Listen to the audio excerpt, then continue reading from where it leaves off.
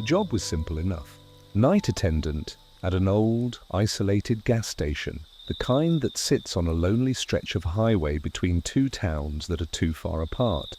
Most nights it was just me, the glow of the neon sign and the endless drone of cicadas. I liked the quiet. It paid the bills, and there was a strange, almost meditative quality to the solitude. But out there, where the cornfields stretch to meet a sky so vast it feels infinite, the quiet isn't always empty. Sometimes it's watching. It was about 5 years ago, my second year working the graveyard shift. The gas station, Pete's Pit Stop, was a relic, a single-story brick building with an attached convenience store. Most customers were truckers or lost travelers, desperate for gas or a bad cup of coffee. After midnight, it was rare to see anyone. My routine was set. Clean the pumps, restock shelves, make sure the coffee was fresh, and then settle in with a book or my phone until the next car pulled in. The big plate glass windows of the convenience store looked out onto the highway on one side and endless dark cornfields on the other. It started subtly, as these things always do, a flicker of movement in the cornfields just beyond the reach of the pump lights. I'd glance up, but it would be gone. Probably just a deer, I told myself. Or the wind playing tricks with the tall stalks. But the wind was often still. Then came the sounds, a faint, distant knocking, seeming to come from the side of the building. Near the dumpster, tap, tap, tap. I grabbed my flashlight. Go outside expecting a stray animal or maybe a prankster from one of the nearby farms. But there was never anything, just the drone of the cicadas and the oppressive silence of the night. The sound always stopped the moment I stepped outside. One night, around 2 a.m., I was restocking the soda fridge. A customer had just left, and the lot was empty. I heard the unmistakable sound of a car door slamming shut right outside. A heavy thunk. My head snapped up. I peered through the window. The lot was empty, no car. No truck, nothing. My heart started to pound. I walked to the door, peered left, then right. The darkness of the cornfield seemed to press in, deeper, blacker than usual. I felt a profound sense of unease, a chilling certainty that something was out there, beyond the neon glow, lurking. Over the next few weeks, the incidents escalated. Objects on the shelves would fall, inexplicably, when no one was near them. The faint knocking would turn into a rhythmic scratching on the glass of the back windows, almost like fingernails trying to get in. I started keeping my little pocket knife on the counter, a ridiculous gesture against something I couldn't even see, but it made me feel a sliver of control. I started talking to myself out loud just to hear a human voice. The silence, when the cicadas died down, was too profound, too absolute. It felt like the air itself was listening, holding its breath, and the feeling of being watched. It was constant. Every shadow felt like it held eyes. Every rustle in the cornfield sounded like footsteps. I was a prisoner in a glass box, surrounded by an unseen, malevolent presence. The turning point came on a particularly foggy night. The kind of fog that swallows sound and light, reducing visibility to a few feet. It was thick, swirling, pressing against the windows, distorting the neon sign into a blurry halo. Around 3 a.m. I was sitting behind the counter, trying to read, when I heard it. A faint, dragging sound coming from the back of the store. Shh, shh, shh, shh. It was too heavy to be a rat, too slow to be a person. And it was coming from inside the building. My blood ran cold. I grabbed my flashlight, my hand trembling, and slowly, cautiously, I stepped out from behind the counter. The dragging sound stopped. The silence that descended was absolute, unnerving. I stood there, straining my ears, my flashlight beam cutting through the gloom, illuminating the aisles of snacks and drinks. Nothing. I took a shaky breath and started my internal patrol, moving towards the back. Every shadow felt alive. Every shelf seemed to loom. As I reached the back of the store, near the stockroom door, I heard it again. A low, guttural moan coming from inside the locked stockroom. It wasn't human. It was deep, resonant, a sound of ancient, profound suffering, yet laced with something predatory. My heart pounded against my ribs, a frantic drum in my chest. I knew that door was locked. I had locked it myself. I shone my flashlight at the door. The old rusty padlock was still firmly in place. But as my light hit the door, I saw something. A faint, dark, wet smear, like fresh grime, slowly oozing from beneath the door, spreading across the linoleum floor. It smelled subtly metallic, like pennies and old blood. I stumbled backward, a choked gasp escaping my lips. The moaning from inside the stockroom intensified, turning into a low, mournful wail that vibrated through the very floorboards. And then the stockroom door began to bulge inwards subtly, as if something immense and invisible was pressing against it from the other side. The metal of the door groaned, warped. I turned and ran. I ran like my life depended on it, scrambling back through the aisles, past the rows of brightly coloured products that now seemed grotesque and alien. I reached the counter, fumbled for my phone, my hands shaking so violently I almost dropped it. I tried to dial 911, but my fingers wouldn't cooperate. Just as I managed to hit the numbers, a new sound erupted from the back of the store. A thunderous crack. The stockroom door had splintered, and then a powerful, chilling gust of wind tore through the store, slamming open the front doors, rattling the plate glass windows. The neon sign outside flickered wildly, casting grotesque dancing shadows across the floor.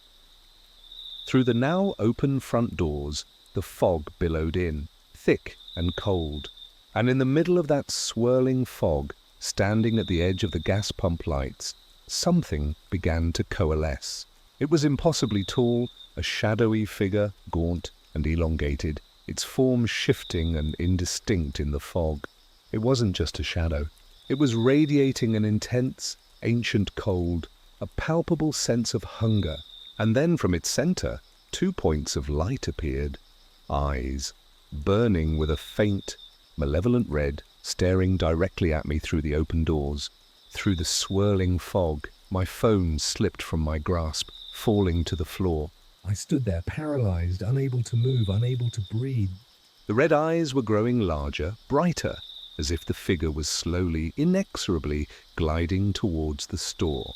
I could feel its unseen presence, an ancient, predatory intelligence that had been watching me, waiting. Just as it seemed to reach the threshold, a sudden blast of my truck horn from the highway broke the spell. A semi-truck, its lights blazing, materialized out of the fog, rumbling past the gas station. The shadow figure at the pumps instantly dissolved, swallowed by the fog. The red eyes vanished. The wind died down.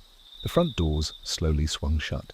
The store was silent again, save for the hum of the fridge units and my own ragged, desperate breathing. I didn't finish my shift. I grabbed my keys, my wallet, and ran out of that gas station, not bothering to lock up. I got in my car, drove away, and didn't stop until I was hundreds of miles away, the sun rising in a world that felt blessedly normal. I never went back to Pete's pit stop. I quit over the phone the next day, giving a vague excuse. I never really questioned it, but the memory, it's still there. Sometimes when the night is too quiet, or the fog rolls in thick, I still see those red eyes burning in the darkness. I still hear that faint, guttural moan and the shh dragging sound. Pete's pit stop wasn't just a gas station. It was a hunting ground for something ancient, something that dwells in the emptiness of those fields, waiting for the last light to go out. And I was the one left to watch it, until it finally decided to watch me back. And I know with chilling certainty that it's still out there, lurking, waiting for its next victim at the crossroads to nowhere.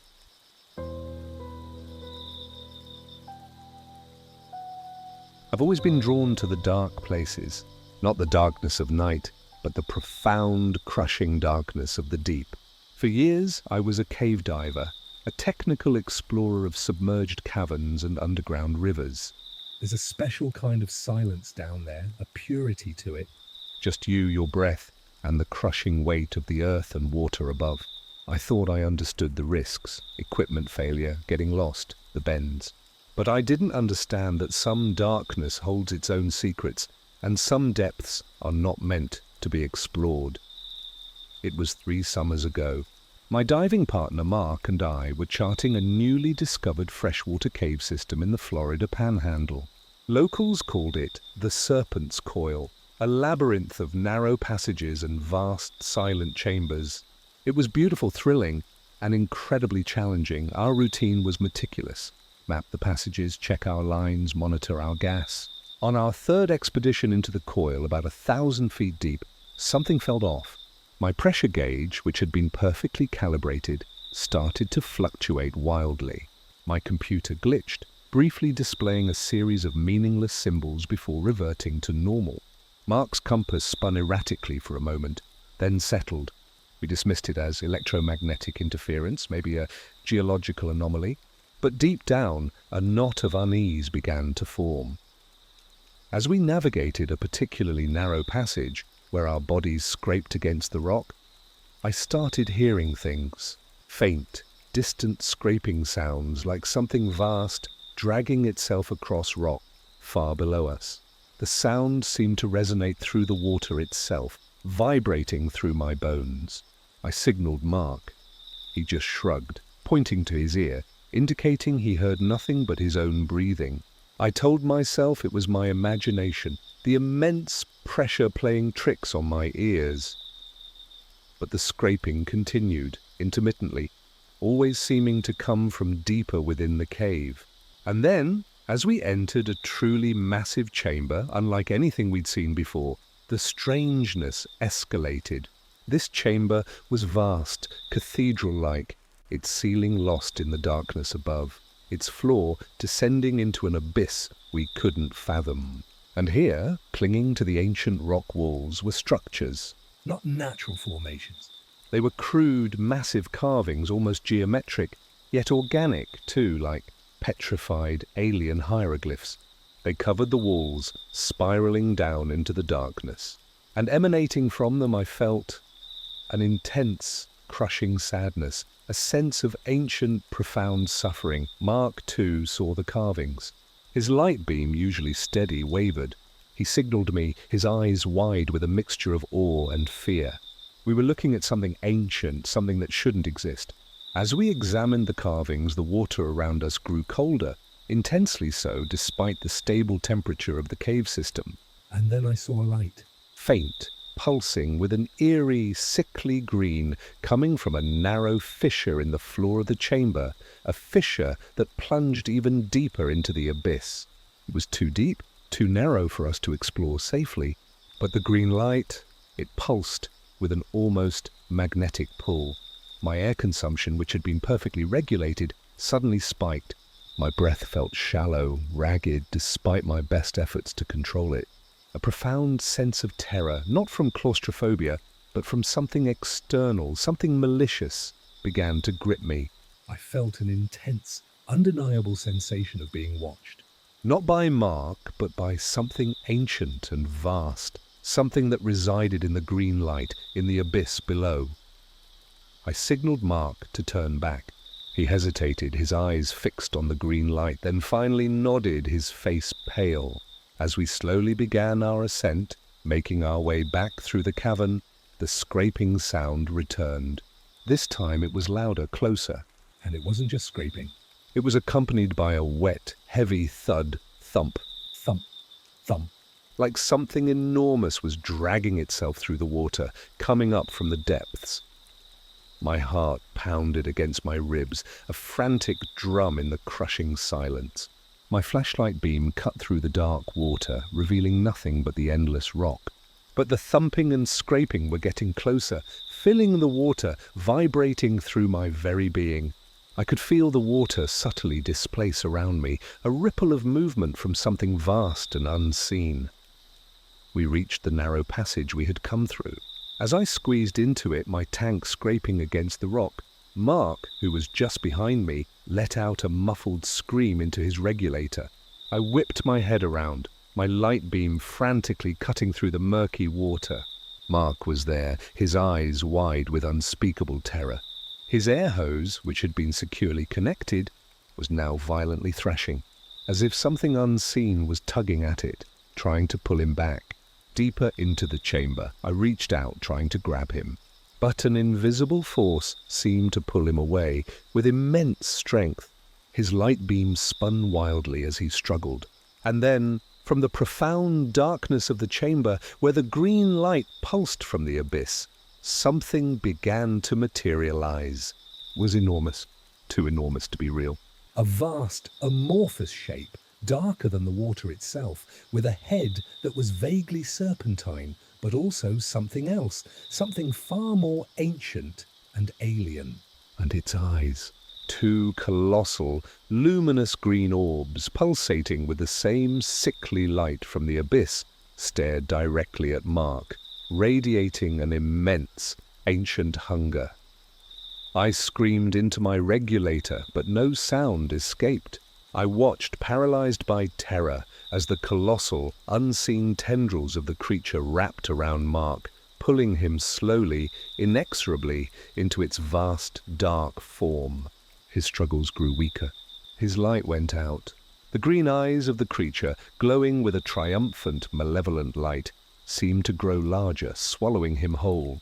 And then, with a profound, terrifying gurgle, it turned and slowly sank back into the abyss, taking Mark with it. The only thing left was the disturbed water, settling into an unnerving calm. I didn't wait. I turned and swam, blindly, frantically, through the narrow passage, kicking with every ounce of strength I had, convinced the creature was right behind me, its green eyes burning in the darkness. I didn't stop until I burst out of the water, gasping for air, collapsing onto the muddy bank, sobbing, shivering, utterly broken. I never dove again. I abandoned all my equipment. The authorities, of course, launched a search for Mark, but they found nothing. They assumed an equipment malfunction, a drowning. But I know what happened. I know what lives in the serpent's coil. It wasn't just a cave. It was a more. An ancient living entity that dwells in the deep dark, feeding on the unsuspecting, luring them with false calm, then pulling them into its suffocating embrace. The serpent's coil was sealed off after Mark's disappearance, declared too dangerous. But the memory, it's still there. Sometimes, when I close my eyes, I still see those colossal, luminous green eyes staring from the abyss. I still hear that wet, heavy thumping vibrating through my bones. I know what lives down there. And I know with chilling certainty that it's still hungry. It's just waiting for the next curious soul to venture too deep into the crushing darkness of its ancient, unseen realm. And it will take them, just like it took Mark, into the deep dark where no light can ever reach.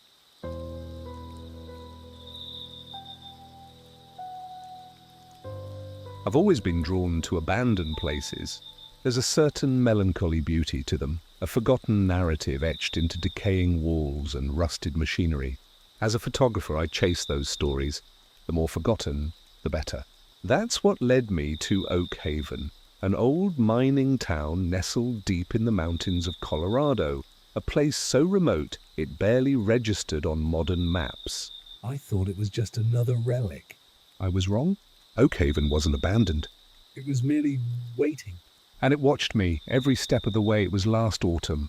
I'd spent weeks researching Oak Haven, finding old newspaper clippings about its boom and bust cycle in the early 1900s, its sudden, unexplained depopulation in the 1930s. Ghost town, the articles said.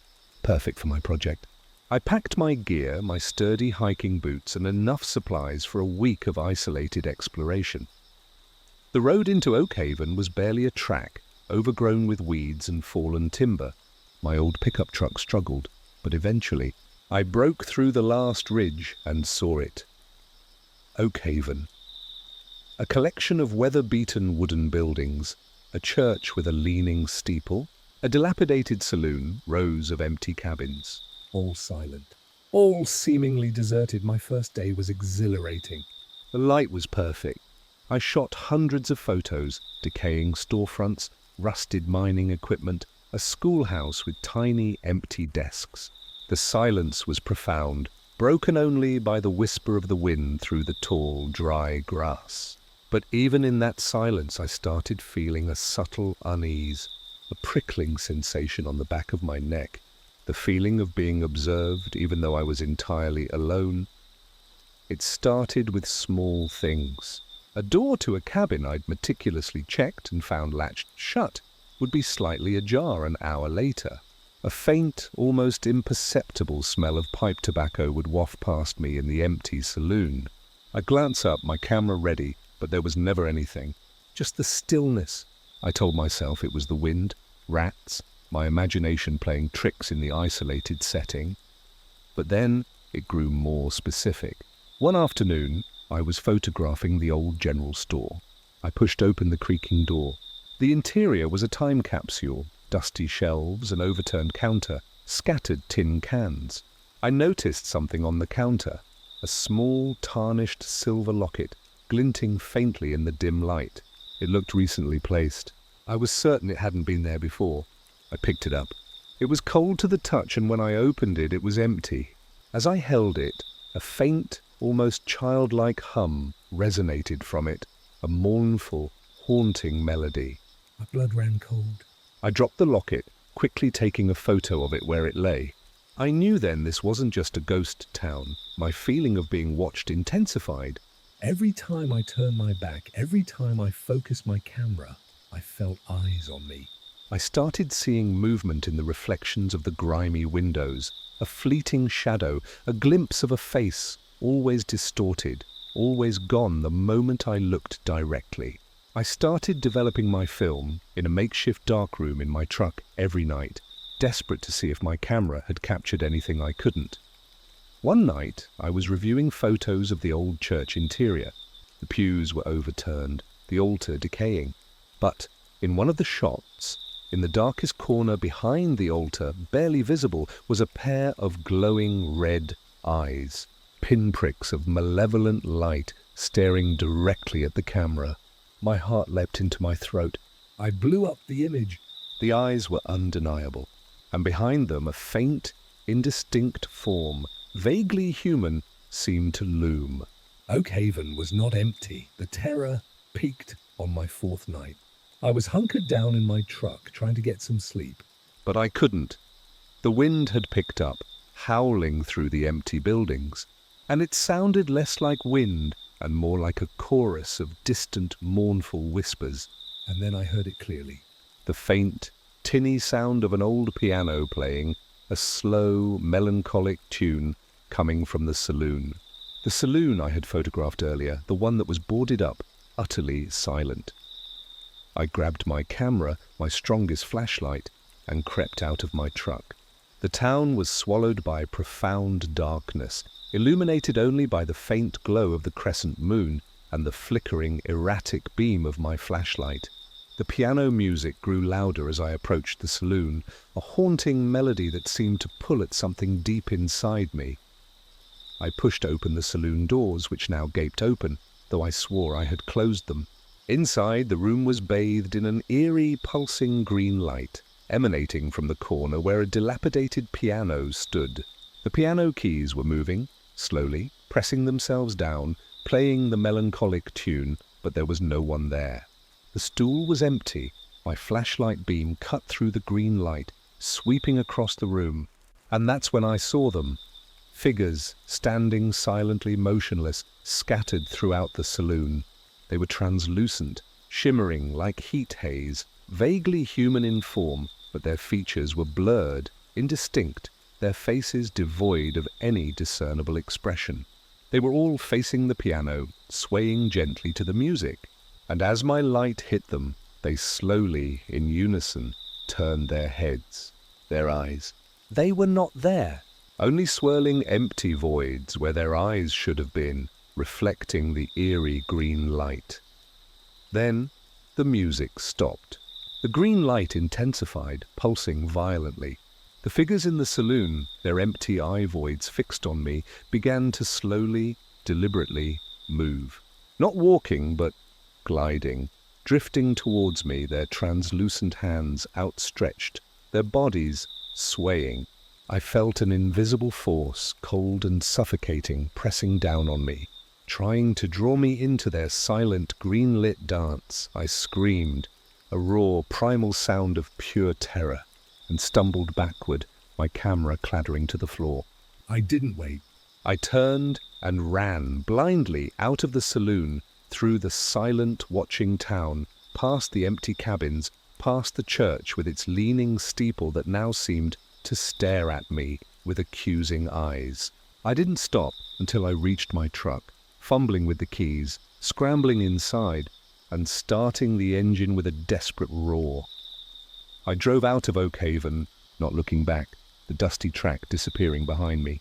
I didn't stop until the sun rose, burning away the shadows, reminding me that the world could be normal. I never went back to Oak Haven. I abandoned my photography project. I never even processed all the film from that trip. Who would believe me? But the memory, it's still there. Sometimes when I'm alone, I hear the faint, melancholic piano tune. Sometimes in the deepest shadows, I catch a flicker of translucent forms. I know Oak Haven isn't abandoned. It's populated. Not by ghosts, not by the living, but by something else entirely. Something that watches, something that dances, something that wanted me to join its silent collection. And I know with chilling certainty that they are still there, swaying to their silent music, forever waiting for the next curious soul to wander into their town, to become part of the exhibit, to become one of the watched.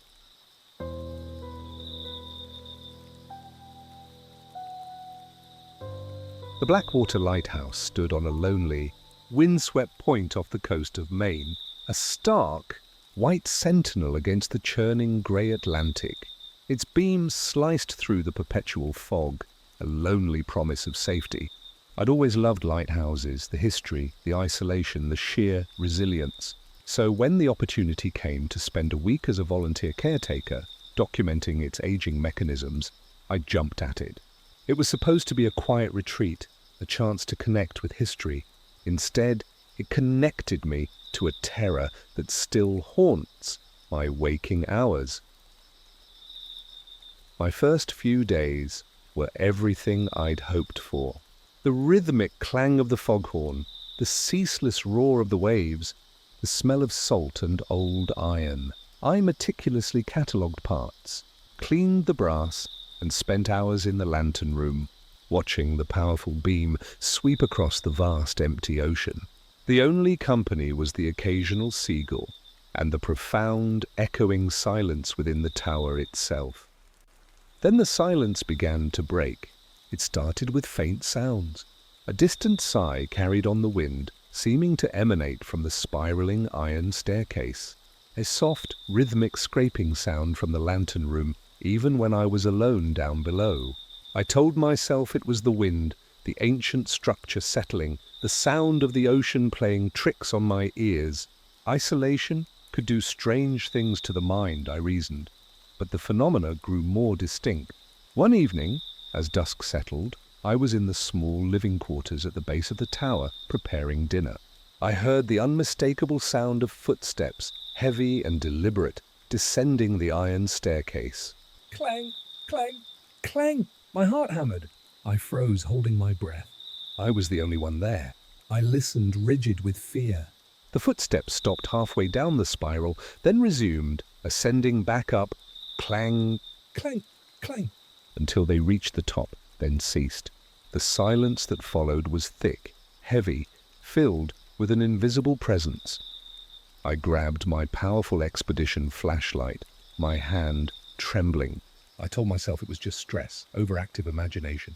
But I spent the rest of the night huddled in my bunk, eyes wide open, listening to the ceaseless roar of the ocean and the imagined echoes of footsteps. The next day, I started researching the lighthouse's history more deeply. The local historical society had scant records, but enough to paint a chilling picture. The Blackwater Lighthouse had a dark past. In 1888, the previous keeper, Silas Croft, vanished without a trace during a particularly fierce storm. His assistant, a young man, was found days later, huddled in the lantern room, catatonic. babbling about the shadow that watches from the glass and the endless weeping. He spent the rest of his life in an asylum, never speaking coherently again. The lighthouse was automated for a time after that, its dark history becoming local legend. The thought that Silas Croft, or something else entirely, might still be lingering in the tower sent a profound chill through me. My sleep became impossible. Every creak of the old structure, every gust of wind, Every clang of the foghorn felt like a deliberate communication from something unseen. My final night in the lighthouse was when the terror truly reached its climax. A thick, impenetrable fog had rolled in, blanketing everything in a suffocating shroud. The foghorn's mournful blast was almost continuous, a piercing lament against the grey. Around 2 a.m. I was in the small kitchen making tea, trying to ward off the encroaching dread. Then I heard it. A distinct, mournful weeping. Not the wind, not the foghorn. A deep, guttural sob coming from somewhere above me on the staircase. It was a sound of profound, ancient sorrow. My blood ran cold. I grabbed my flashlight, my hand shaking so violently I almost dropped it. I knew I should run, but some morbid curiosity, some terrible need to confront what was here, compelled me.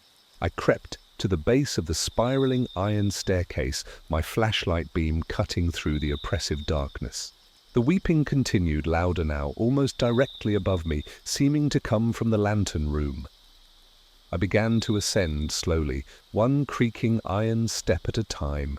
The weeping grew in intensity, a heart-wrenching sound that tore through me. The air grew colder with every step, until my breath plumed in front of me. As I neared the top, the weeping subsided, replaced by a low, guttural moan, a sound of immense, unbearable agony, and then the unmistakable sound of something heavy dragging itself across the iron floor of the lantern room. Scrape! Scrape! Scrape! I pushed open the final hatch to the lantern room, my flashlight beam cutting through the gloom. The room was empty. The enormous rotating light mechanism hummed softly, casting its powerful beam out into the swirling fog. But the air was thick, suffocating, radiating an immense, ancient cold, and the dragging sound. It was coming from inside the thick, multifaceted lens of the lamp itself. My flashlight beam, trembling in my hand, swept across the room, then froze on the central light. And that's when I saw him, not in the room, but within the light. Within the very beam of the lighthouse, a figure, gaunt, elongated with long, stringy hair, its form distorted and shimmering within the powerful light, like heat haze. Its face was gaunt, twisted in an expression of eternal agony, its mouth a gaping, silent scream. And its eyes, they were deep, black voids filled with a swirling, malevolent green light, reflecting the endless, churning ocean outside. I stared, paralyzed, unable to move, unable to breathe. The figure in the light, Silas Croft, or whatever nightmare it was, slowly, agonizingly began to contort. Its limbs stretched, its body elongated, becoming something impossibly thin, impossibly tall. Its mouth opened wider, wider, beyond anything humanly possible, revealing not teeth, but a black, swirling vortex. and from that vortex a sound erupted. Not a sob, not a wail, a piercing, soul-shattering shriek, a sound of such profound suffering and rage that it tore through the fabric of the night, Resonating in my bones, vibrating through the entire tower. seeming to pierce the very fog itself. It was physical, I felt it. It screamed into my mind a single horrifying thought. Trapped! Forever, and now, you see? I dropped my flashlight. It clattered to the floor, its beams spinning wildly, illuminating fleeting glimpses of the horror within the light. I clutched my head, my own scream tearing from my throat, joining the cacophony. I scrambled backward, falling down the narrow hatch, tumbling down the iron staircase, not caring about the pain, only driven by a desperate, Primal urge to escape. I burst out of the lighthouse. into the suffocating fog, gasping for air, collapsing onto the rocky shore. I lay there, sobbing, shivering, until the first faint sliver of dawn broke through the oppressive grey. I never went back into that lighthouse. I called my contact, claimed a sudden illness, and left that morning, never looking back. I never returned to the Blackwater Lighthouse. I quit my volunteer work. I never looked at a lighthouse the same way again. But the memory... It's still there. Sometimes, in the dead of night, when the light hits my window just right, I see that gaunt, shimmering figure trapped in the beam, its empty eyes burning with malevolent green. I still hear that soul-shattering shriek. Blackwater Lighthouse isn't just an old structure. It's a prison. And Silas Croft, or whatever nightmare claimed him, is still trapped in its light, forever broadcasting his agony. And I was the fool who tuned into his terrible frequency, and now I too am forever watched by the shadow in the glass.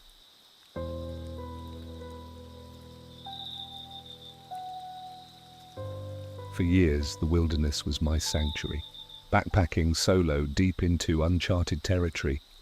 That was my idea of freedom.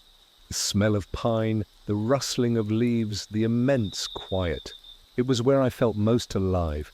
I respected the wild, understood its dangers. I meticulously planned every trip, every route, trusting my skills, my maps, my instincts. But there are some places, some ancient corners of this earth, where human knowledge means nothing, where something far older, far more primal, still reigns. And I stumbled into one such place, a forest that wasn't just wild, but utterly, terrifyingly alive. It was a solo trip 3 summers ago into a remote section of the Olympic National Forest in Washington state. I'd found old, obscure logging maps that hinted at an area of ancient, untouched growth far beyond the official trails. My goal was simple: reach it, spend a few days, then return. The first few days were glorious. Towering firs, emerald moss, the pristine silence of truly untouched nature. I set up camp in a small clearing near a stream, feeling completely at peace. But then, an unsettling change began to creep in. The silence, which I usually cherished, started to feel oppressive. The usual sounds of the forest, birdsong, small animals scurrying, seemed to diminish, then cease entirely. The air grew still, heavy, as if the forest itself was holding its breath. My compass, usually reliable, started to spin erratically, then settle on random directions. My GPS, usually accurate even in remote areas, showed me as being in the middle of a blank space. My meticulously charted map suddenly seemed useless, failing to accurately represent the terrain around me. I dismissed it as localized magnetic anomalies, dense forest interfering with signals. But the feeling of being watched, of being utterly alone yet profoundly observed, grew stronger. Every time I turned my back, every time I focused on setting up camp, I felt eyes on me. I started snapping photos, hoping to catch something, anything, in the dense undergrowth, but the images always came back empty. Then came the carvings. Crude, deeply etched symbols on the bark of ancient trees, patterns I didn't recognize from any indigenous culture or modern art. They were angular, almost geometric, yet disturbing like skeletal figures or impossible creatures, and they always seemed to point deeper into the forest, towards the densest, darkest part. I found them around my campsite, on trees I swore had been bare the day before. My sleep became impossible. I'd wake up in a cold sweat, convinced I heard faint, guttural growls from the tree line, or the soft, Rhythmic thump, thump, thump of something immense, moving through the undergrowth, just beyond the reach of my campfire. My campfire, which I usually enjoyed, now felt like a fragile barrier against an encroaching ancient darkness.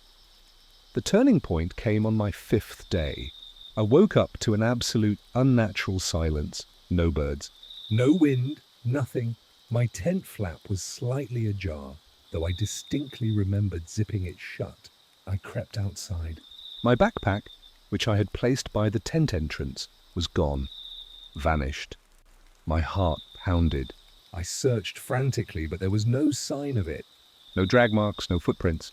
Just an empty space where my lifeline had been. Panic started to set in. Without my pack, I had no food, no proper gear, no way to purify water. My carefully planned trip had turned into a desperate fight for survival. I needed to get out. I tried to retrace my steps to find my original trail markers, but the forest seemed to have changed. The trees were denser, the landscape subtly different. The old, familiar landmarks were gone, replaced by endless, indistinguishable wilderness. I was lost, utterly terrifyingly lost. As I stumbled through the undergrowth, disoriented and desperate, I started seeing the carvings again. But this time, they were everywhere. On every tree, on every rock face. And they weren't static. They seemed to pulse with a faint, internal, sickly green light, drawing me deeper, always deeper, into the heart of the forest. And the feeling of being watched was now overwhelming, a constant, crushing presence. Then I heard it, a deep, resonant hum pulsing in and out, vibrating through the very ground. It seemed to come from everywhere and nowhere, a sound that bypassed my ears and resonated in my bones. And with it, a low, guttural chittering, like countless insects, but vast, ancient, and utterly alien. I pushed through a dense thicket, desperate to find a break in the trees, a glimpse of the sky. And that's when I saw him. Not a him, not a cryptid, not an animal. It was a being. Colossal, easily 20 feet tall, its body made of what looked like bark and tangled roots, mimicking a tree itself. It stood motionless, perfectly camouflaged amidst the ancient firs.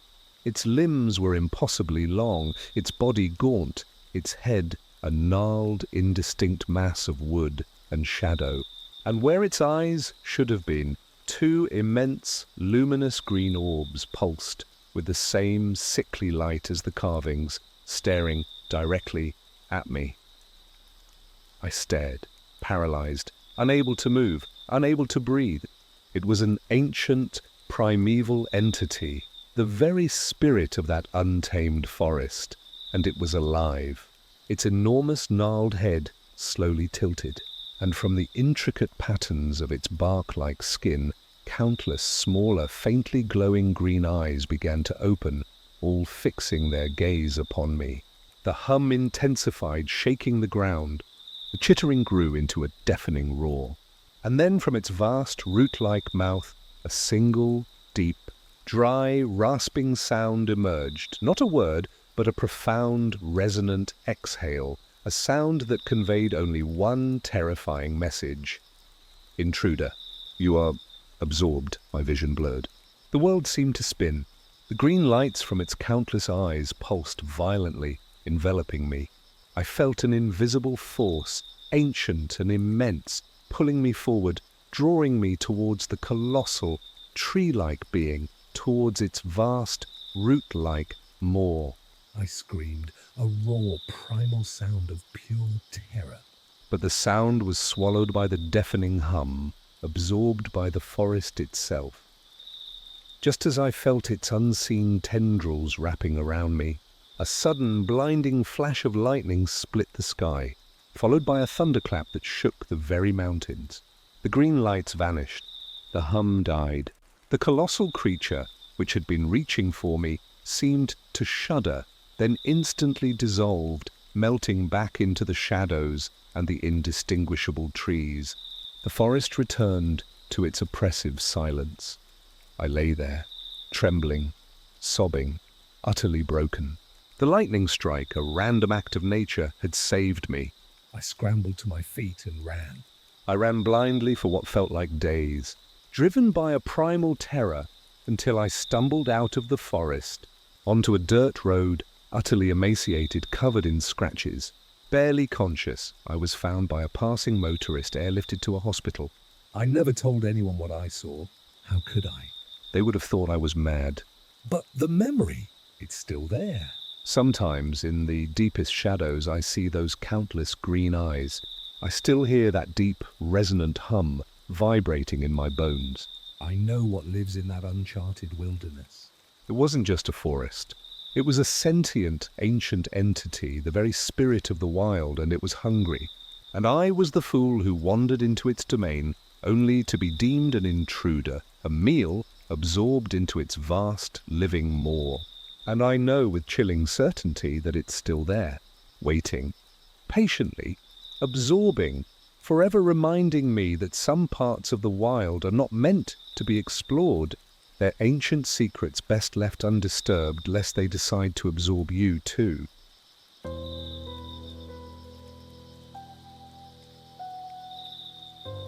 I never thought I'd experience true terror on a construction site. I am a foreman, been in the business for 30 years. I've seen it all. Accidents, bad weather, impossible deadlines. But what I encountered at the old Blackwood redevelopment project, that wasn't in any safety manual, that wasn't human error. That was something ancient, something that had been buried for millennia, and we, with our heavy machinery, had woken it up. It was last winter, a massive urban redevelopment project in the heart of an old, neglected district. We were excavating for the foundations of a new skyscraper. The site was enormous, a deep, gaping hole in the earth, surrounded by chain-link fences and floodlights. My job was the night shift, overseeing the heavy equipment, ensuring everything was secure. The first few weeks were normal. The roar of the excavators during the day, the stark silence at night. The air smelled of diesel, wet earth, and something vaguely metallic. But as we dug deeper past layers of old foundations and buried utilities, the strangeness began. The site, particularly the deepest section, started to feel Wrong. The air grew intensely cold, even with the industrial heaters running. The floodlights, usually blindingly bright, seemed to dim, their beams absorbed by an unnatural gloom that clung to the bottom of the excavation pit. And then came the dream. Horrific, vivid nightmares of being buried alive, of being crushed by immense weight, of being consumed by a vast, unseen mouth, all accompanied by a low, guttural rumble that vibrated through my very being.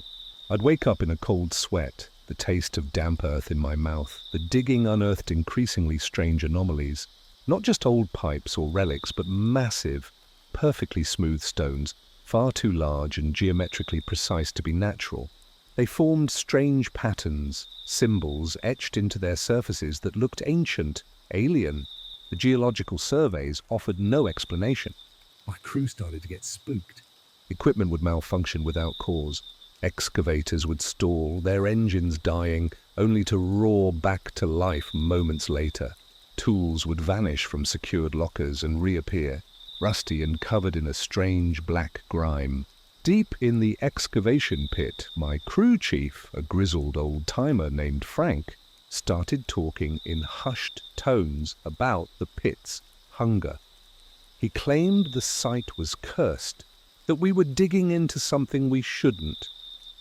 I tried to dismiss it, but the constant cold, the equipment failures, and the persistent feeling of being watched, especially from the deepest part of the pit, were getting to me. The turning point came when we hit the anomaly. We were drilling for the deepest pylons, when the drill bit struck something impossibly hard. It wasn't rock. It wasn't metal. It was a vast, perfectly smooth, obsidian-like substance, stretching for acres far below the surface, and from it a faint, rhythmic thump, thump, thump emanated, vibrating through the ground, intensifying the nightmares. The cold became unbearable. The floodlights, even on full power, seemed to barely penetrate the gloom that clung to the obsidian.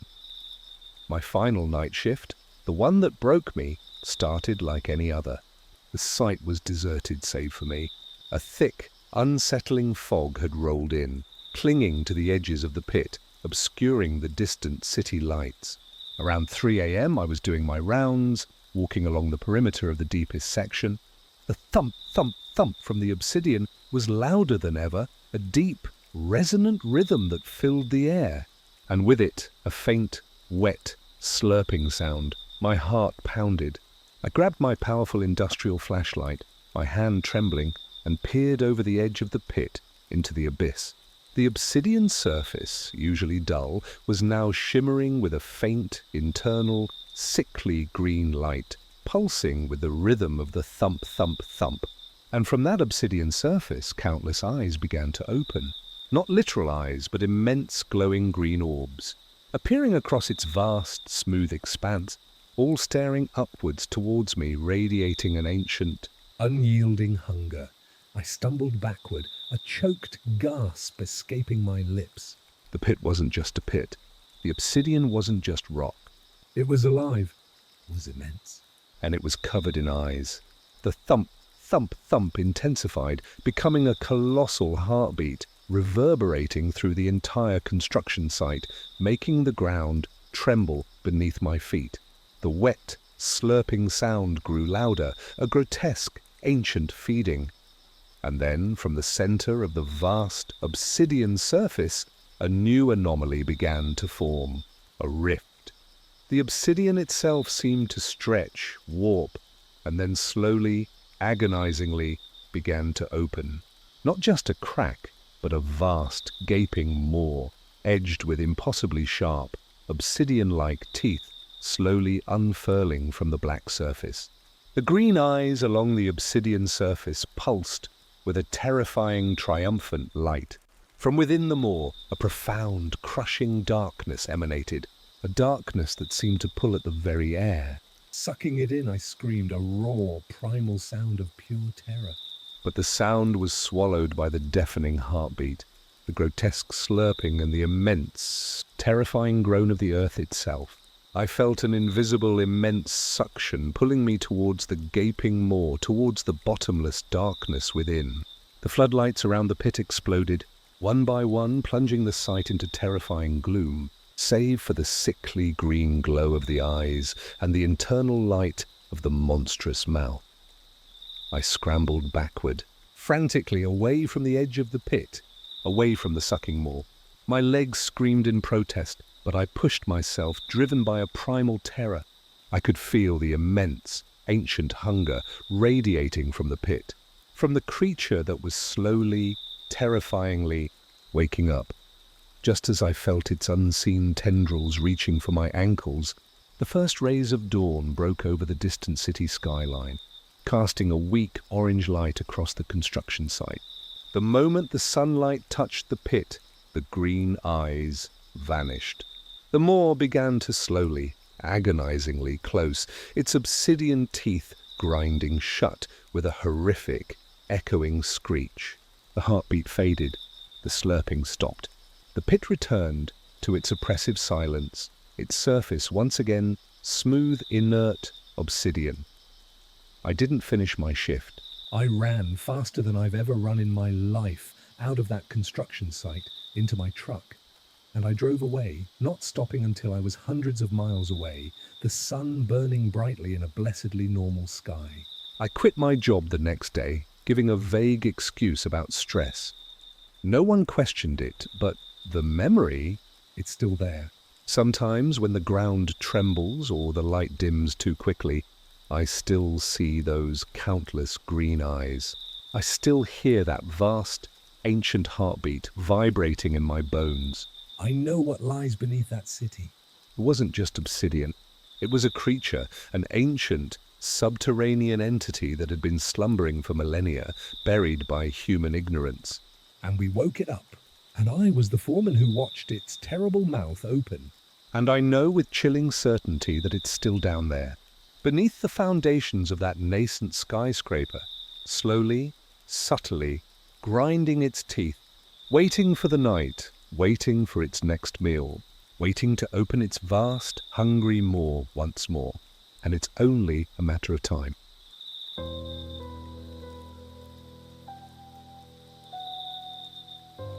I lived for the redwoods.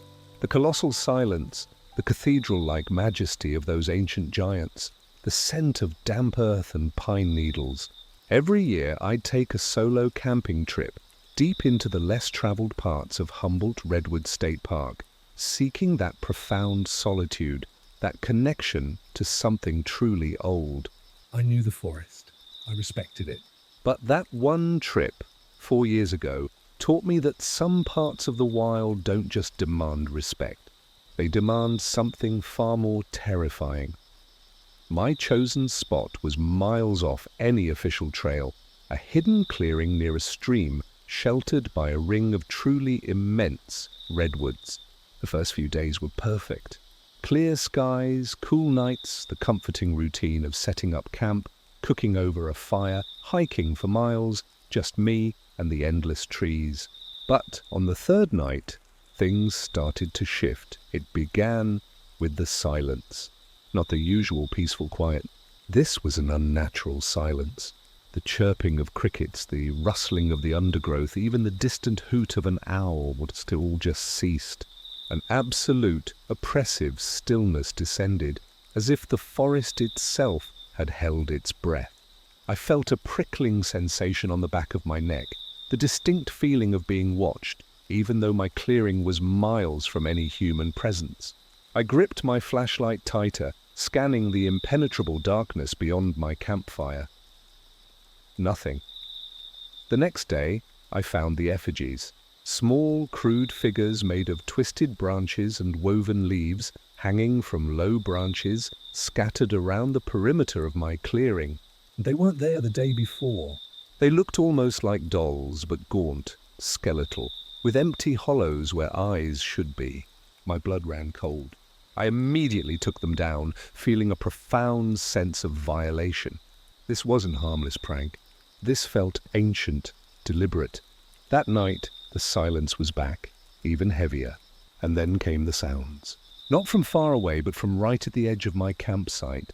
Soft, rhythmic, tapping, like wood on wood, surrounding me, coming from all directions at once. Tap, tap, tap. I grabbed my axe, my heart pounding, and shone my powerful headlamp into the darkness.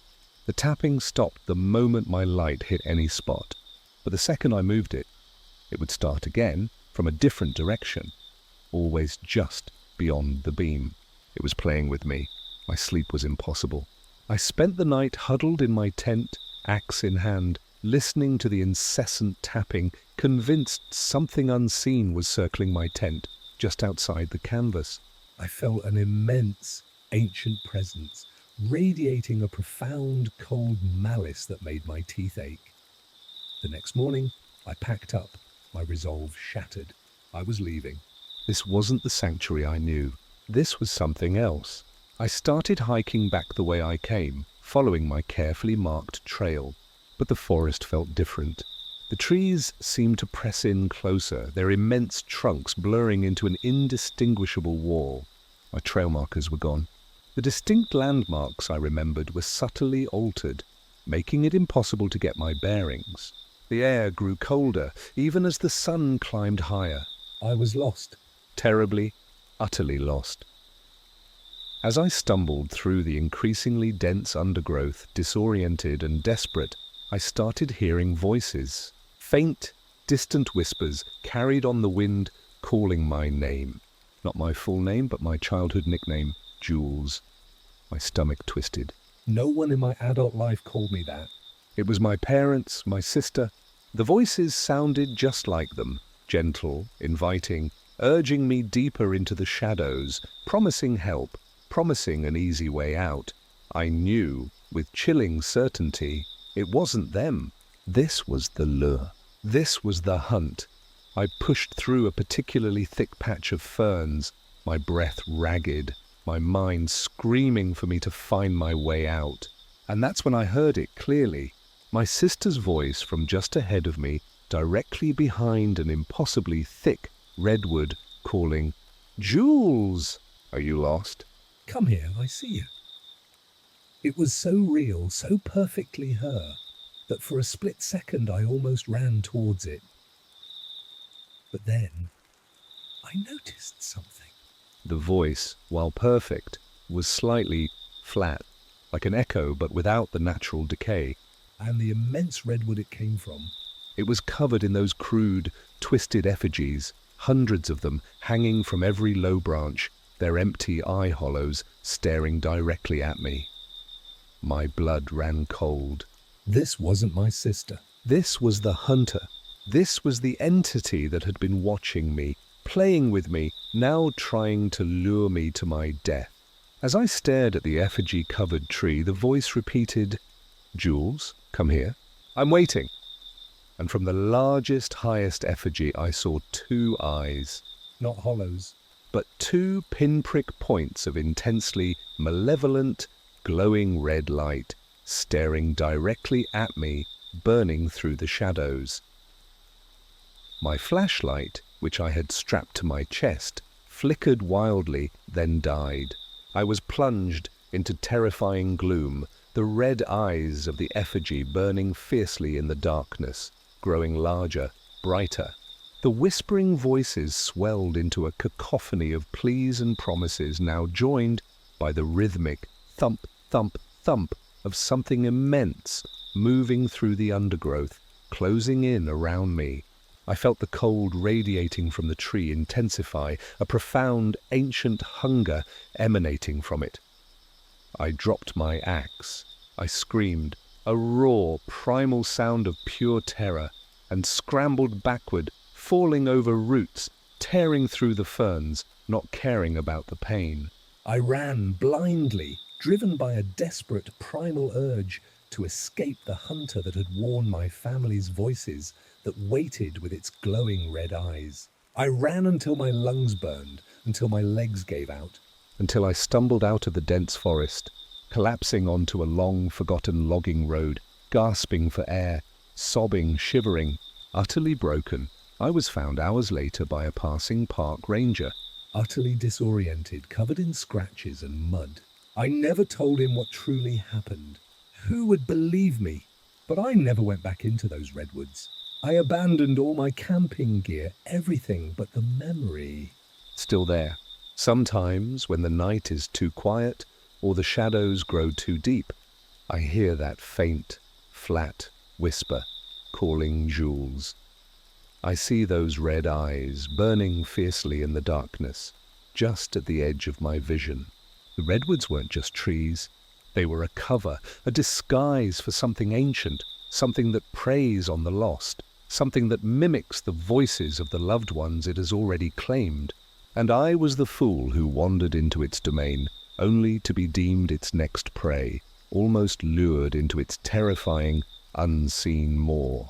And I know with chilling certainty that it's still out there, weaving its effigies, mastering its whispers, waiting for the next brave or foolish soul to seek solace in its ancient, hungry depths. And it will find them.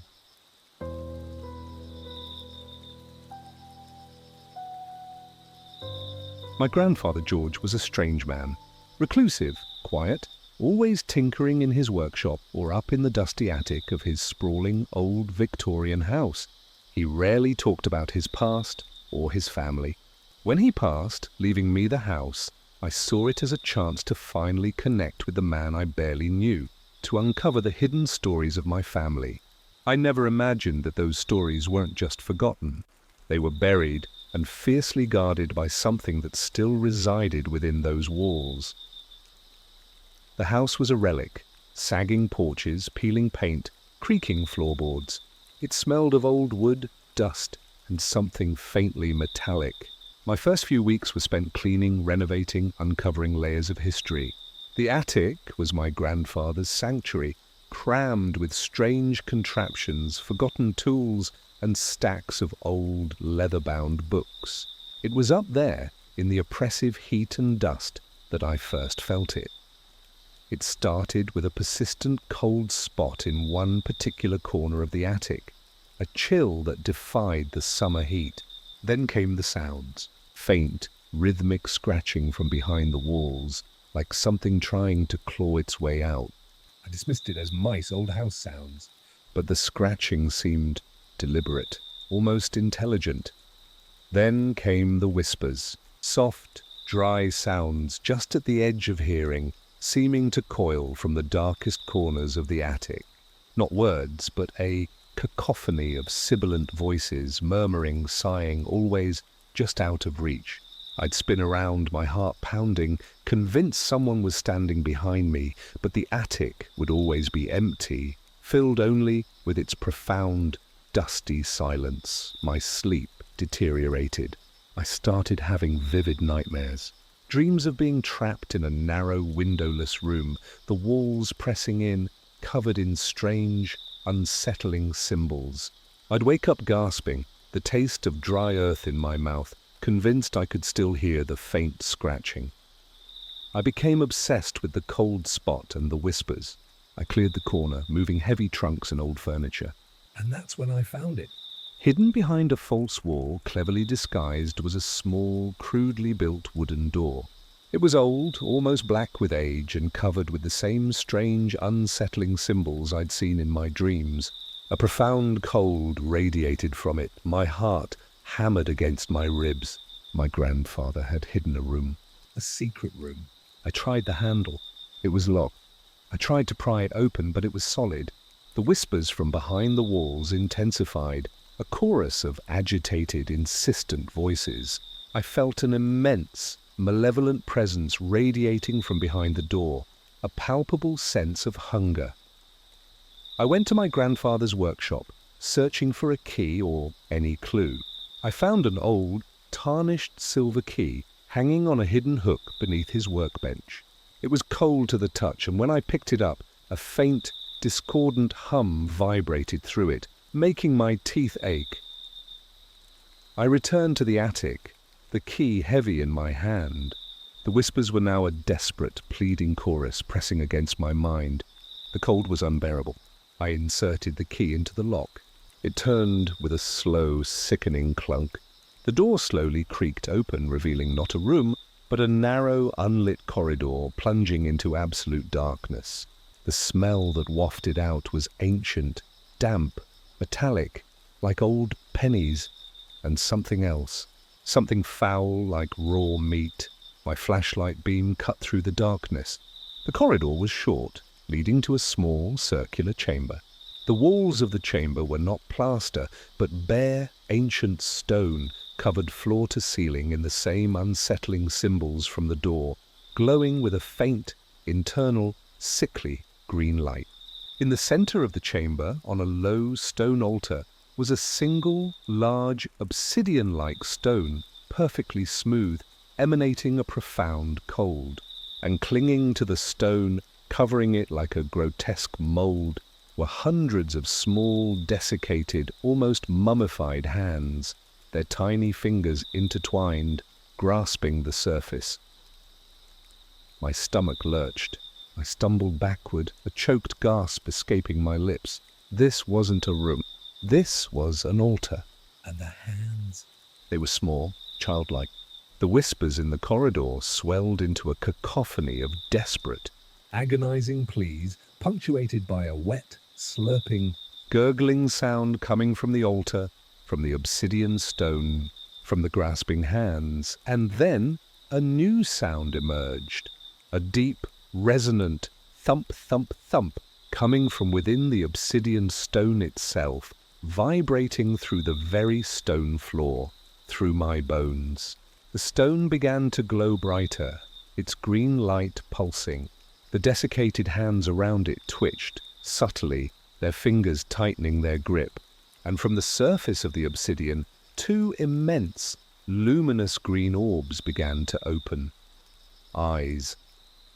Ancient, malevolent, radiating an unyielding hunger, staring directly at me. I dropped my flashlight. It clattered to the stone floor, its beams spinning wildly, illuminating fleeting glimpses of the horrors within the chamber. I clutched my head, my own scream tearing from my throat, joining the chorus of agonizing whispers. I scrambled backward, out of the chamber, down the narrow corridor, slammed the door shut, and turned the silver key with shaking hands. The lock clicked. The whispers died down, but the profound cold, the metallic scent, the insistent thump, thump, thump, it all remained, trapped behind that door. I never opened that door again. I sealed it shut, boarding it up, covering it with plaster, wallpaper, anything to hide it, to forget it. I sold the house, cutting my losses, desperate to be rid of it. I never told anyone what truly happened. Who would believe me? But the memory, it's still there.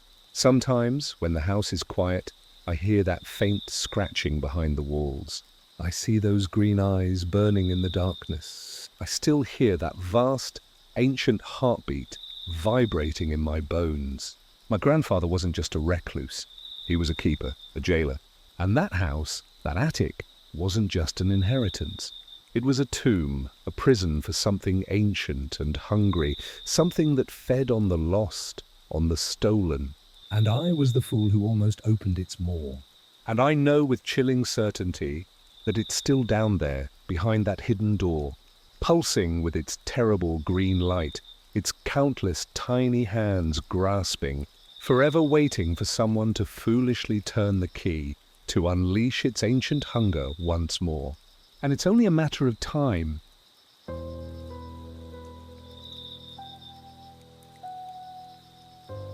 Working the graveyard shift at an old roadside diner teaches you a lot about people. Truckers, travellers, the occasional local who can't sleep. Most of them just want coffee and a warm meal. But out there, on those long, lonely stretches of highway, sometimes you get customers who aren't quite human. I learned that lesson the hard way at the old Crossroads diner, a place that became a trap, and I was the bait. It was about 6 years ago. I was working as a waitress, barely making ends meet.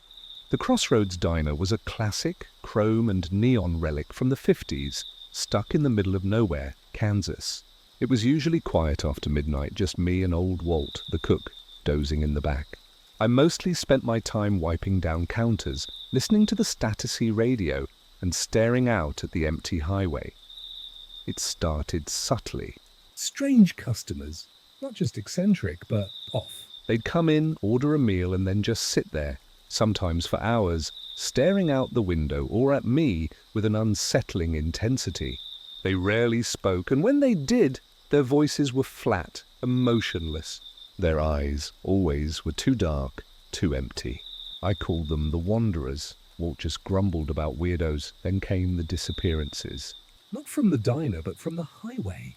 Every few weeks, a missing person report would flicker across the local news channel we kept on low volume in the diner. Usually truckers, always on this stretch of highway. No trace, no accidents, just gone. I told myself it was unrelated, just bad luck on a desolate road.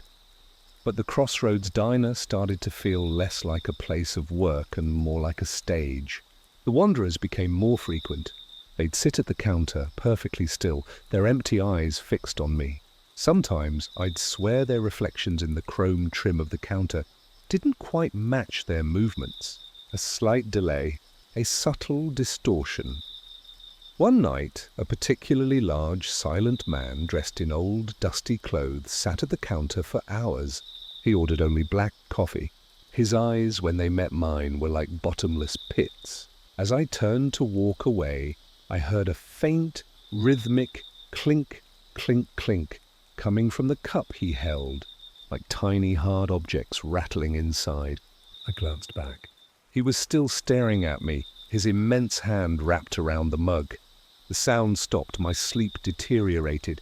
I started having vivid nightmares, dreams of being trapped in a vast, dark collection, surrounded by silent, empty-eyed figures, each one a different wanderer I'd served. They would reach for me, their hands, slowly, inexorably, pulling me into their cold embrace. I'd wake up screaming, the taste of stale coffee in my mouth, convinced I could still hear the faint clink, clink, clink. I started watching the Wanderers more closely. I noticed they never left tracks in the fine dust that gathered on the diner's old, faded carpet, and their vehicles, always old, battered, nondescript cars or trucks, seemed to appear and disappear silently, without the usual crunch of gravel or roar of an engine. They were like ghosts, but they were solid enough to drink coffee.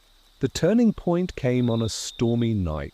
The rain lashed against the windows, the wind howled like a banshee. Walt had called in sick, so it was just me alone. Around 2 a.m. the old bell above the door chimed and a customer entered. It was him, the large silent man with the bottomless eyes, the one who ordered only black coffee. He sat at his usual spot at the counter. I poured him a coffee, my hands shaking.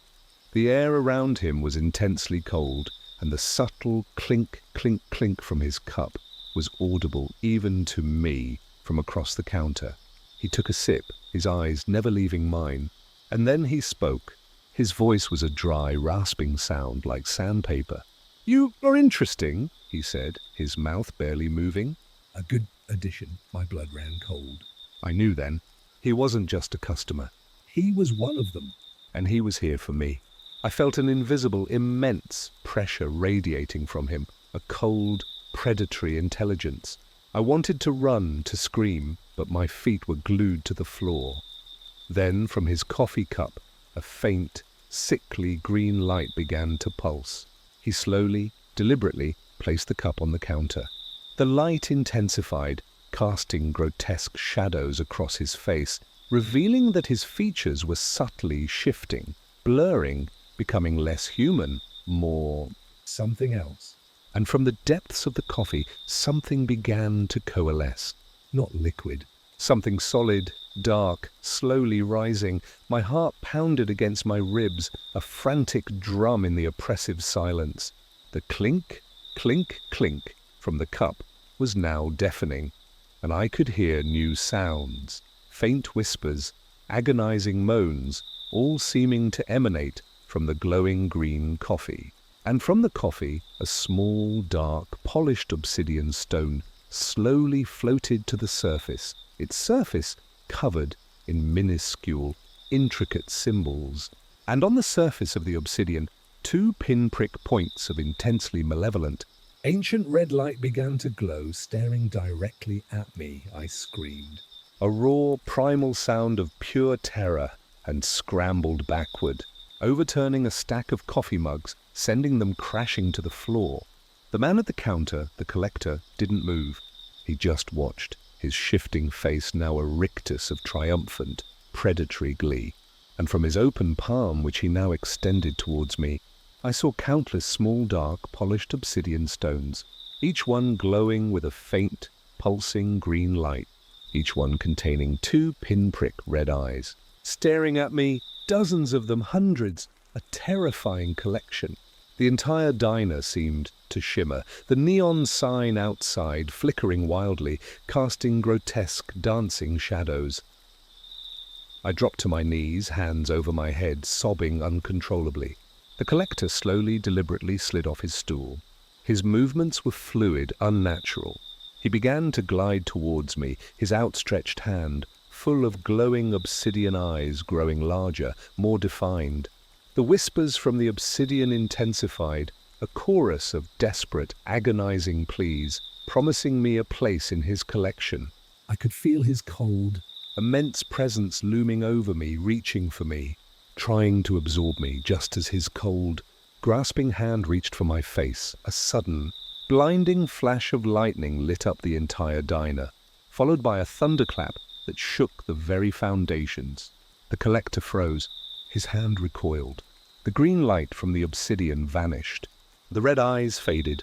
The whispers died. The diner was plunged into absolute darkness, save for the faint, steady glow of my fallen phone screen on the floor. I didn't wait. I scrambled to my feet, grabbed my phone and ran. I burst out of the diner into the lashing rain, not stopping until I reached my beat-up car. I started the engine, threw it into drive, and peeled out of that lot, not looking back, not daring to. I drove through the storm, not stopping until I was hundreds of miles away, the sun rising in a world that felt blessedly normal. I never went back to the Crossroads diner. I quit over the phone, claiming a sudden family emergency. They never questioned it, but the memory, it's still there. Sometimes, when the night is too quiet, or I see a truck pulled over on the side of a lonely road, I hear that faint, rhythmic clink, clink, clink, I see those dark, empty eyes. And I know the collector is still out there, on those desolate stretches of highway, waiting at the next crossroads, adding to his collection. And I know with chilling certainty that he's always looking for a new, interesting addition. And I was almost one of them.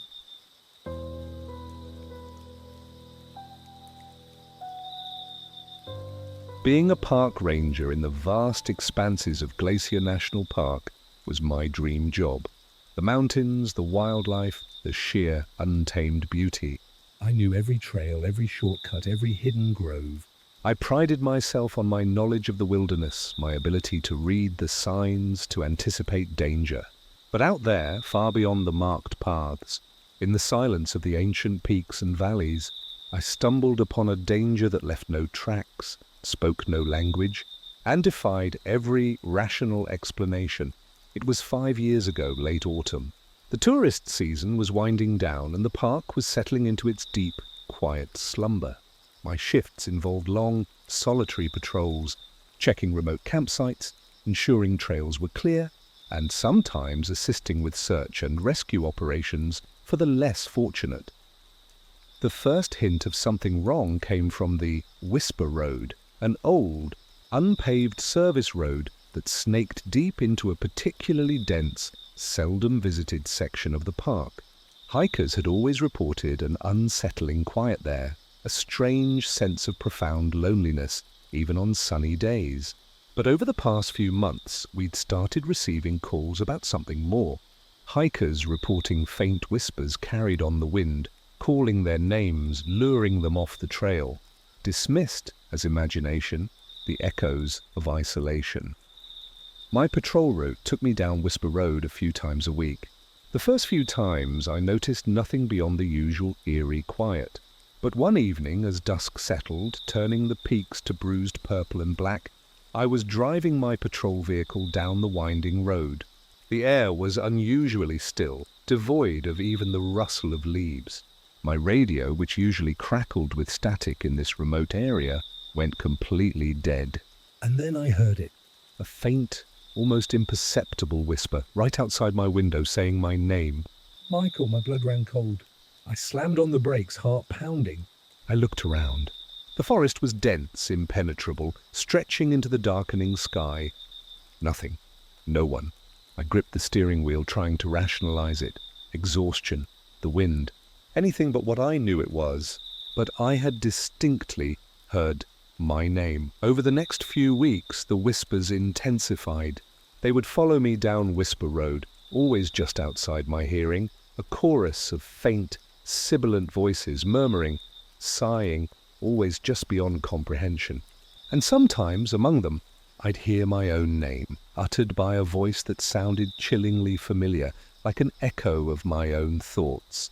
The feeling of being watched was constant, a cold, heavy presence that seemed to emanate from the depths of the forest, pressing in on my patrol vehicle. I started finding strange things. Not human. Effigies. Crude figures made of twisted branches and woven leaves hanging from trees along Whisper Road, always placed just out of casual sight. They were unsettling, primitive, with empty hollows where eyes should be, always facing the road, facing me. I'd take them down, but they'd reappear days later in new spots, always more of them. It felt like a deliberate message, A warning. or an invitation. My sleep deteriorated. I started having vivid, terrifying nightmares, dreams of being lost in a featureless forest, the trees blurring into an endless wall, pursued by unseen voices that whispered my name, urging me deeper into the darkness. I'd wake up gasping, the taste of damp earth in my mouth, convinced I could still hear the faint whispers echoing in my ears. The turning point came on a late-night patrol. A thick, impenetrable fog had rolled in, blanketing the forest, reducing visibility to mere feet. The road was a grey, winding ribbon through an endless, shifting wall of white. My radio was dead, my GPS useless. I was driving slowly, my headlights cutting feeble paths through the gloom, when I heard it clearly, a single, distinct feminine voice emanating from the passenger seat right beside me. Michael, turn back. He's coming. My heart leaped into my throat. I slammed on the brakes, sending the vehicle skidding on the damp gravel. I whipped my head to the passenger seat, empty, just the grey, swirling fog pressing against the window. But the voice, it had been so real, so clear. And then I smelled it. A faint, metallic tang like old pennies and wet earth, filling the cab of my truck. I fumbled for my sidearm, my hand shaking uncontrollably. I knew then this wasn't just whispers. This was something tangible, something that could speak, that could inhabit my vehicle. Just as I gripped the cold steel of my weapon, a new sound erupted from the fog ahead. A low guttural growl. Not animal. Something ancient. Something immense. My headlights, cutting through the thick fog, revealed only a wall of white. But the growl was closer now, vibrating through the ground, through the very chassis of my truck. And then the fog directly ahead of me, perhaps 30 feet away, began to shift, not just swirling, but actively parting, as if something vast and unseen was moving through it, pushing it aside. My blood ran cold. I stared, paralyzed as the fog parted, slowly, agonizingly, revealing not a creature, not a monster, but a gap, a complete, utter absence. The trees, the road, the fog itself, they simply ended. Beyond the parting fog was a profound, suffocating blackness. a void, a place where nothing existed. And from that void, radiating an immense, ancient cold, two immense, luminous green eyes began to open, pulsing with a sickly light, staring directly at me, burning into my soul. They were vast, ancient, and filled with an unyielding hunger. I dropped my weapon. My hands flew to my face, my own scream tearing from my throat, joining the cacophony of whispers that now filled my mind, urging me into the void, into the green eyes, promising an end to the fear, promising peace. The immense, invisible suction from the void tugged at my vehicle, pulling it forward, slowly, inexorably, towards the gaping blackness. Just as the front tires of my truck began to lift from the gravel, a sudden piercing blast of a train horn from a track miles away cut through the fog, shattering the terrifying silence. The void shimmered. The green eyes vanished. The fog instantly swirled back in, dense and impenetrable, obscuring everything. The oppressive cold lifted. The whispers died. The pull ceased. My truck dropped back onto the road with a jarring thump. The air returned to its oppressive silence, save for my own ragged, desperate breathing. I didn't finish my patrol. I threw the truck into reverse, Spun it around, and drove out of Whisper Road, never looking back, never stopping until I burst out of the fog and onto the main highway, the first slivers of dawn breaking over a world that felt blessedly, terrifyingly normal. I never returned to Whisper Road. I requested a transfer to a different section of the park, away from that ancient darkness. I quit my job a year later, unable to shake the pervasive dread. I never told anyone what truly happened. Who would believe me? But the memory, it's still there. Sometimes, when the fog rolls in thick or the night is too quiet, I hear that faint whisper calling my name. I see those two green eyes burning in the darkness, just at the edge of my vision. Whisper Road isn't just a road. It's a hunting ground. And the creature that dwells there, the one that can open voids and consume light, is still out there, waiting. And I know with chilling certainty that it's just waiting for the next brave or foolish soul to answer its terrible invitation, to drive into the profound, hungry darkness it guards. And it will find them.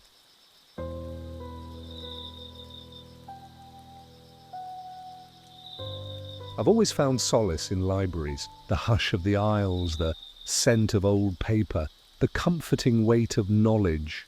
As a night librarian at the old Blackwell University Library, I thought I'd found my perfect sanctuary.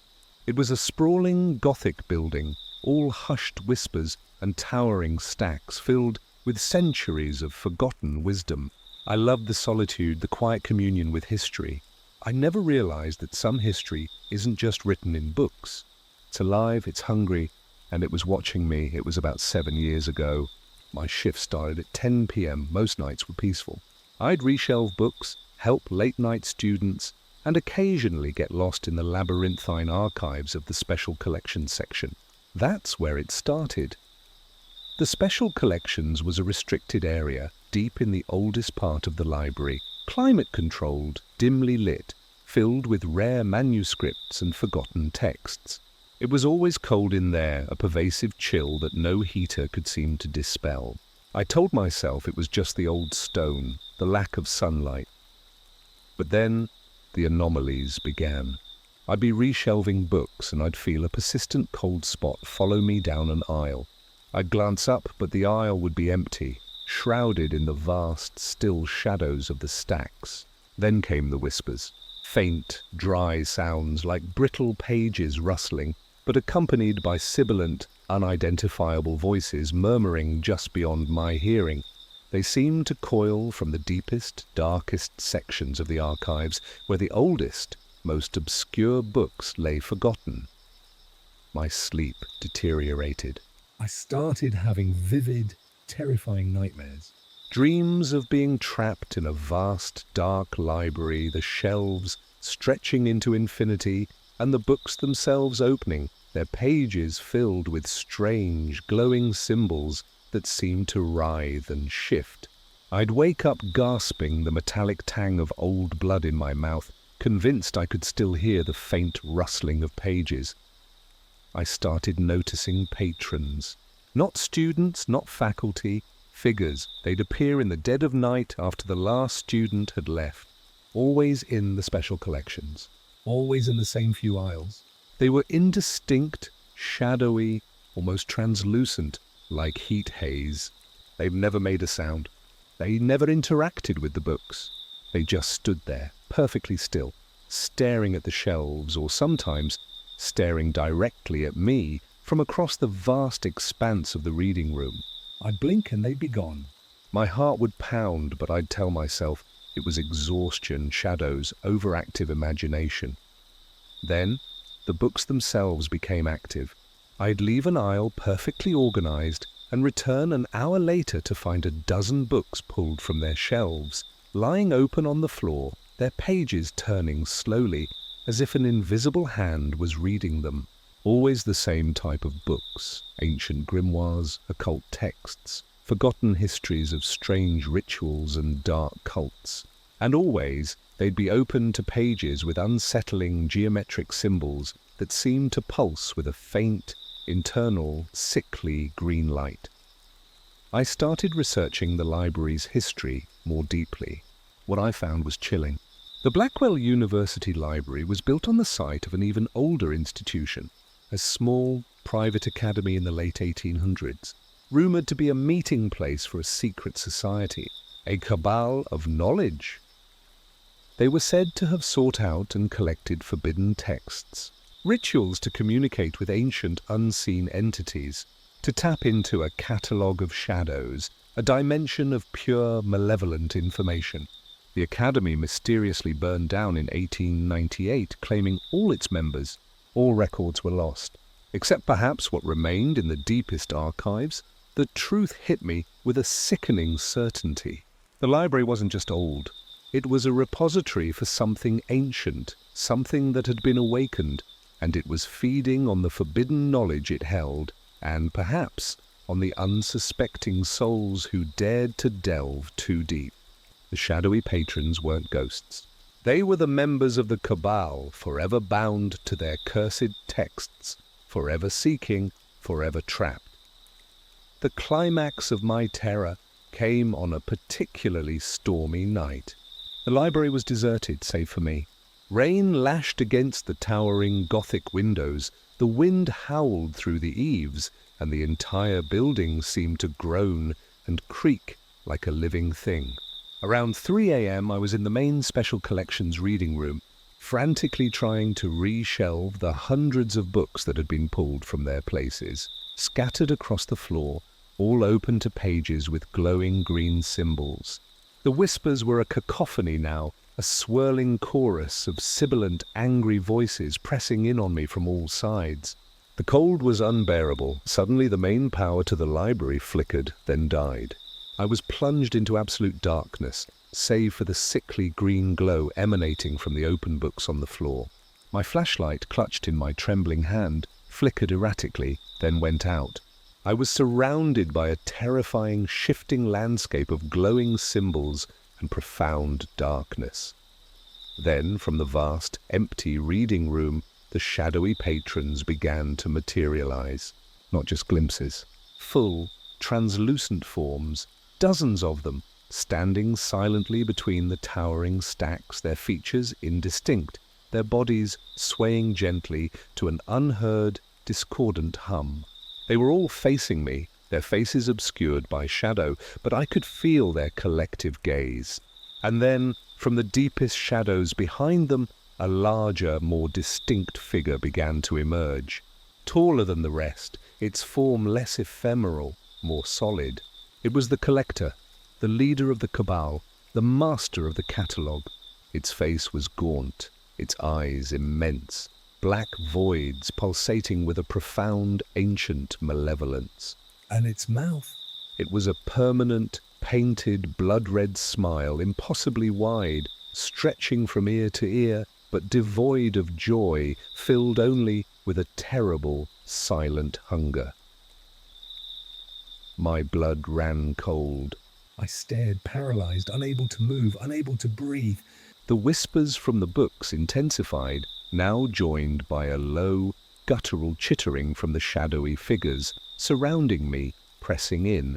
The collector, its black eyes fixed on me, slowly, deliberately, raised a long skeletal hand, and from its outstretched palm, a dark, polished obsidian disc, identical to the ones I'd seen in my dreams, began to glow with a sickly green light, pulsing with an internal, hungry energy. And from the surface of the obsidian, two pinprick points of intensely malevolent, ancient red light began to open, staring directly at me. "Burning into my soul," I screamed. A raw, primal sound of pure terror, and scrambled backward, falling over a stack of glowing books, tearing through the pages. I didn't wait. I crawled blindly, on my hands and knees, away from the collector, away from the glowing books, away from the chittering shadows. I scrambled through the main reading room, past the terrifying silent figures, driven by a desperate, primal urge to escape.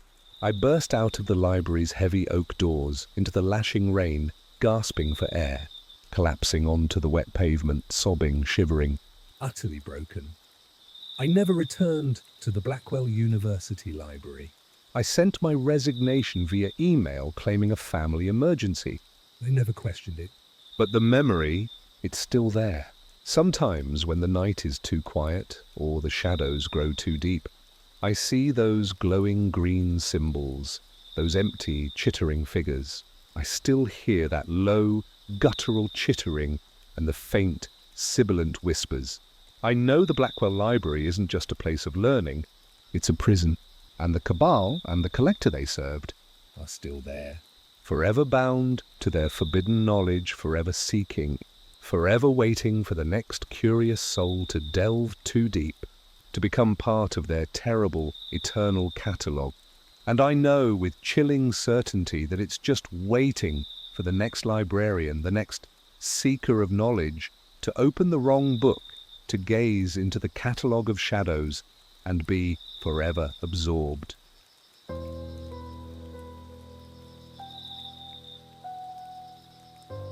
I've renovated dozens of houses in my career. Stripped them down, rebuilt them, breathed new life into old bones.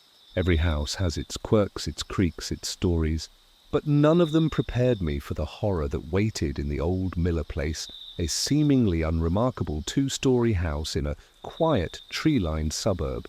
I thought it was just a fixer-upper. I never realized it was already occupied. And it wanted me out. It was 2 years ago. The Miller house had been vacant for years, a foreclosure. The perfect project. Solid bones, good location, just needed a complete overhaul. My crew and I started work, gutting the interior, tearing down walls, pulling up old floorboards. The house smelled of dust, mildew, and something else. Something faintly metallic like old pennies, clinging to the air in the empty rooms. The first few weeks were normal. The usual dust, the usual mess. But then strange things started to happen. Tools would go missing, only to reappear in odd, impossible places. A hammer would vanish from my belt, and I'd find it later, perfectly placed, in the center of an empty room, surrounded by a fresh ring of dust, as if it had been sitting there for days. Power tools would unplug themselves, or suddenly switch off in the middle of a cut. We blamed faulty wiring, human error, anything but what our gut told us. The house itself seemed to resist. Walls we'd torn down would somehow feel cold, colder than the surrounding air. Sections of flooring we'd removed would creak and groan beneath an unseen weight. We'd hear footsteps upstairs, heavy and deliberate, when no one was there. My crew started getting spooked. They'd complain of feeling watched, of cold spots, of hearing faint whispers carried on the wind, calling their names. I, being the foreman, tried to maintain morale, to rationalize everything. But even I couldn't shake the growing dread. My sleep deteriorated. I started having vivid, terrifying nightmares. Dreams of being trapped in the Miller house, but rebuilt, pristine yet utterly devoid of life, pursued by unseen figures that whispered my name, urging me to leave. I'd wake up gasping, the metallic taste of old pennies in my mouth. The whispers grew bolder. I'd be working alone, late in the evening, after my crew had left, and I'd hear them clearly. Faint, sibilant voices, sometimes indistinguishable, sometimes forming coherent sentences, always demanding, always menacing. Get out. Leave. This is ours.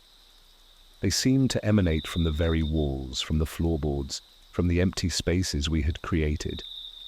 I started doing research on the house. The realtors were cagey. The neighbors were evasive. But eventually an old woman down the street, Mrs. Henderson, a lifelong resident, told me the truth. The Miller family, she said, was strange, not just reclusive. The parents, Mr. and Mrs. Miller, had been obsessed with keeping things pristine, preserving what was theirs. They never threw anything away, lived in a house overflowing with objects, each one meticulously preserved. When they died, within weeks of each other, the house was a hoarder's paradise. But Mrs. Henderson whispered of something else, something they kept, something they fed, something that resented change, resented newness. She called it the preserver. The truth hit me with a sickening certainty. The house wasn't just old. It was bound to something. Something that guarded its history, its possessions, its emptiness. The Millers hadn't just been hoarders. They had been caretakers, feeding something unseen, something that resented our efforts to change, to destroy its pristine. Carefully preserved domain, the climax of my terror came on a night when I was alone, working late to finish a drywall installation. The entire house was cold, profoundly so despite the space heaters. The whispers were a cacophony surrounding me, pressing in, demanding I stop. You break, we keep. The air was thick, heavy with the smell of dust and old pennies. Suddenly the lights in the house, which I had just rewired, flickered violently, then died. I was plunged into absolute darkness, save for the faint glow of my headlamp. My power tools, which were plugged in, hummed with a low, discordant moan, then shut off. The only sound was the incessant whispering, now a chorus of angry, guttural demands. I grabbed my powerful construction flashlight, my heart pounding, and swept the beam across the empty room. Nothing, but the cold intensified. And then from the darkest corner of the room, from where the old fireplace used to be, I saw it. A vast, amorphous shadow, darker than the surrounding darkness, slowly coalescing. It wasn't a trick of light. It was solid, yet shifting, its form indistinct, vaguely human, but too large, too elongated, too predatory. Its presence exuded immense, ancient possessiveness, an unyielding hatred for change. My flashlight beam trembling in my hand, fixed on the shadow. It began to move, Not walking but gliding slowly, inexorably towards me. And as it moved, the whispers intensified, filling my head, screaming, "This is ours!" "You are intruder. Be one of us." Preserved. Forever. And from the center of the vast, shifting shadow, two immense, luminous green eyes began to open, pulsing with a sickly light, staring directly at me, burning into my soul. They were ancient, filled with an unyielding, possessive malice. I dropped my flashlight. It clattered to the floor, its beams spinning wildly, illuminating fleeting glimpses of the encroaching horror. I clutched my head, my own scream tearing from my throat, joining the cacophony of whispers. I scrambled backward, tripping over tools, tearing through the plastic sheeting we used to cover the floors. I crawled blindly towards the open doorway, away from the shadow, away from the green eyes, away from the demands to be preserved. Just as the vast shadow, its green eyes burning, loomed over me, its cold, unseen tendrils reaching I burst through the front door, into the blessed night air, gasping, sobbing. shivering, utterly broken. The cold instantly lifted. The whispers died. The house behind me returned to its ominous silence, its empty windows staring out into the night. I didn't finish the renovation. I abandoned all my tools, my equipment, my truck. I called the company owner from the nearest payphone, screaming that I quit, that the house was cursed, that it was alive. He thought I was having a breakdown, but he never questioned it. He sold the house as a teardown to another developer a few weeks later, but the memory, still there. Sometimes when I'm alone in a quiet room, I feel that profound cold. I hear faint whispers demanding preservation. I see those green eyes burning in the darkness just at the edge of my vision. The Miller house wasn't just an old building. It was a sentient, ancient entity guarding its possessions, its emptiness, its history.